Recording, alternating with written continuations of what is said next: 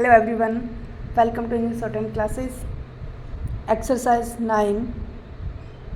Get ready for the dictation. Start. It is my privilege this evening to greet you all my fellow citizens at home and abroad on the 30th anniversary of our independence and to convey to you my good wishes. It will be my endeavor as the first servant of the people to exert myself to the utmost for the service of our people and our country. I hope to return in some humble way the affection and regard I have enjoyed from all sections of society for 45 years of my political life.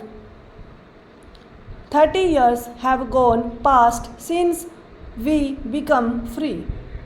The events of the recent past have proved the maturity of thought, confirmed our belief in the democratic way of life. Today we can hold our heads high as the world's largest democracy. This by itself is not enough, and if the democratic way of life is to last, we must look inwards and examine our thoughts and actions.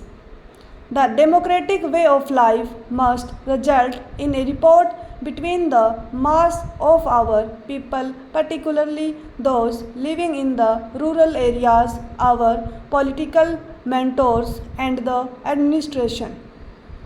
Life for our long-suffering people, many of whom live well below the subsistence level, can have no hope unless it has substantial inbuilt economic and social substance.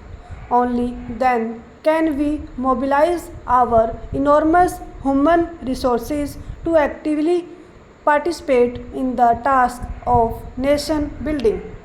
We have in these last 30 years experienced success and failure, happiness and sorrow.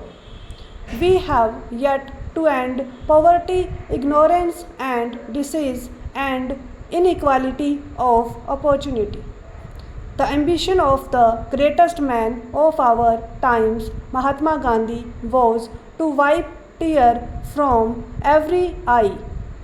Our work will not be complete until this noble objective has been achieved. India lives in the villages, and these simple folk are our richest heritage.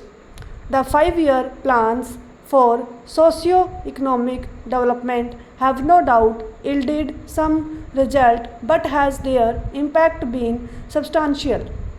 Have the benefits of planned development percolated to the remote village and the weaker sections of society? Until I assumed the office of President of India, I was a Kisan working in the fields in sun and rain. I know at first hand the difficulties which millions of our countrymen face even in obtaining the basic necessities of life like drinking water, facilities for education and health. Stop.